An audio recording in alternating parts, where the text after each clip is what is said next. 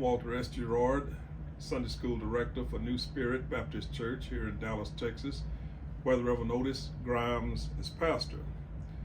Today's lesson for April the 16th in the year of our Lord 2023 is Jesus Cooks Breakfast. Jesus Cooks Breakfast. And this is the background scriptures for this lesson are taken from the book of John, the 21st chapter, and the 1st through the 14th verses. This is lesson 7 in our lesson series, Jesus Calls Us. And I mistakenly called last week's lesson lesson 5, when in fact it was lesson 6. And this is also lesson 3 in unit 2 of this lesson series, Experiencing the Resurrection. Unit 2, Experiencing the Resurrection. This lesson continues to focus on the resurrection of Jesus.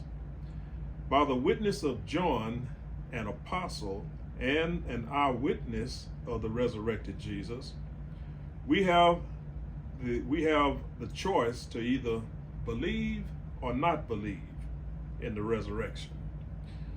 Our choice will determine where we will spend eternity.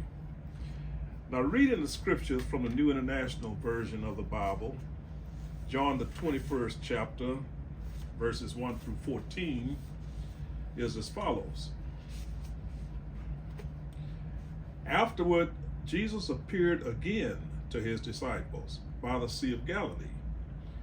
It happened this way. Simon Peter, Thomas, also known as Didymus, Nathanael from Cana in Galilee, the sons of Zebedee, and 2 other disciples were together. "I'm going out to fish," Simon Peter told them, and they said, "We'll go with you."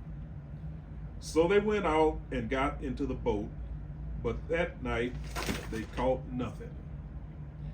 Early in the morning, Jesus stood on the shore, but the disciples did not realize it was Jesus. He called out to them, "Friends, haven't you any fish?" "No," they answered. He said, "Throw your net on the right side of the boat and you will find some." When they did, they were unable to haul the net in because of the large number of fish. Then the disciple whom Jesus loved said to Peter, "It is the Lord." As soon as Simon Peter heard him say, "It is the Lord," he wrapped his outer garment around him, for he had taken it off, and jumped into the water. The other disciples followed in the boat, towing the net full of fish, for they were not far from the shore, about 100 yards. When they landed, they saw a fire burning with coals there, with fish on it, and some bread. Jesus said to them, "Bring some of the fish you have just caught."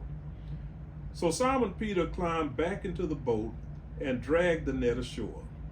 It was full of large fish, 153. But even with so many, the net was not torn. Jesus said to them, "Come and have some breakfast." Come and have breakfast. None of the disciples dared ask him, "Who are you?" They knew it was the Lord. Jesus came, took the bread and gave it to them, and did the same with the fish. This is now the third time Jesus appeared to his disciples after he was raised from the dead. As always, may the Lord add a blessing to the reading, the hearing, and the understanding of his holy word. Our printed text begins after Jesus had appeared to the disciples the second time after the resurrection, when Thomas was present. As we know, Thomas wasn't present the first time and doubted the other disciples who said they had seen the resurrected Lord.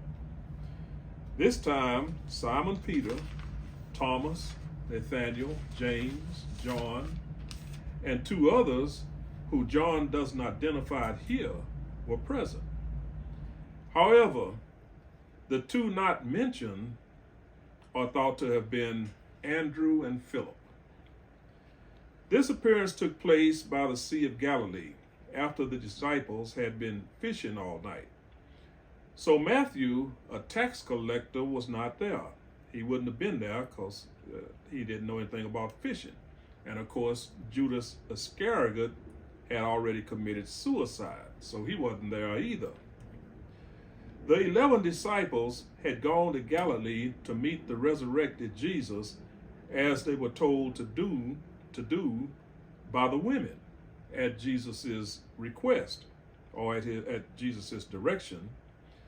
While they were waiting for Jesus in Galilee, Peter said he was going to go fishing, and the others got into the boat with him. The thinking is that there was no sense to be just sitting around doing nothing while they were waiting on Jesus, and they were fishermen, and they were home in Galilee, so they decided to go fishing. They fished all night and didn't catch a single fish.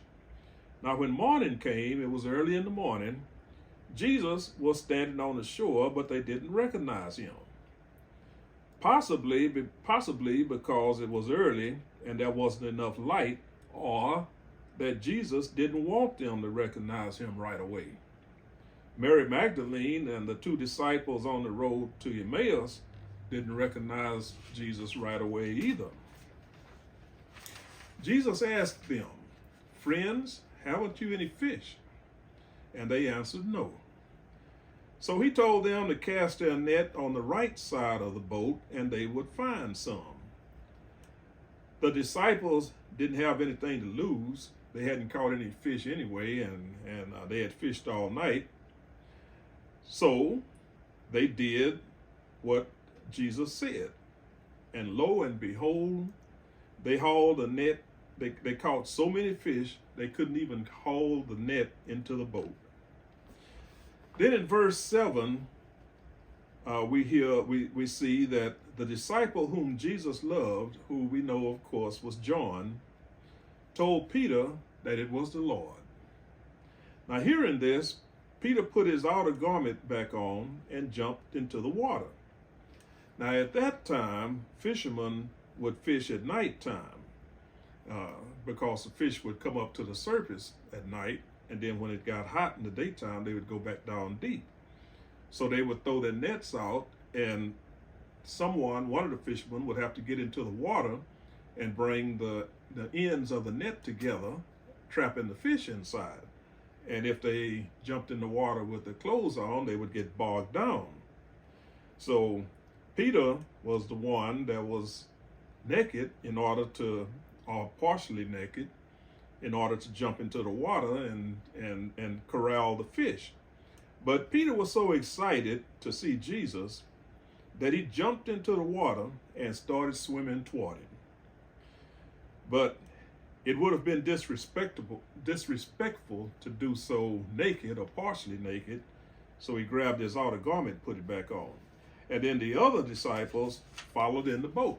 Peter, of course, was a strong swimmer, and he was swimming toward the shore, and the other disciples were in the boat dragging the net full of fish, and they were riding the boat to the shore.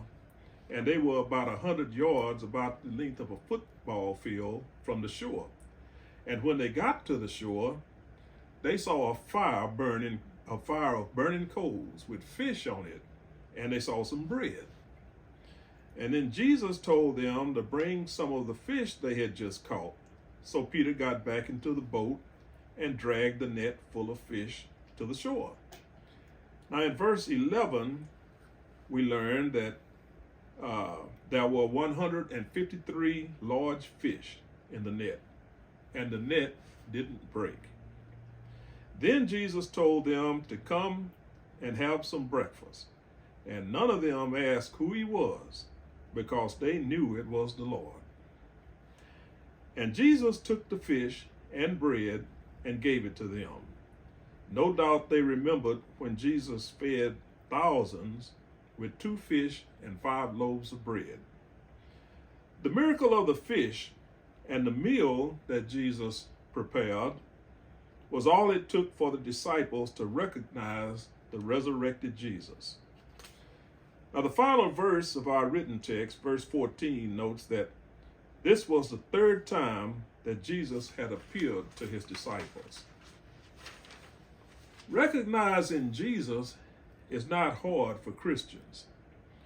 Jesus said that if we give a thirsty person water, or a hungry person something to eat, or if we visit the sick, we do these things for him. And when someone does something for us out of love, we see Jesus. The disciples didn't recognize Jesus until he provided the fish for them to catch and when he cooked the breakfast for them. How do we recognize Jesus when he works in our lives? Excuse me. Jesus cooks breakfast. I hope you gained at least one thought from this Sunday school lesson. May God bless you, and may he ever keep you.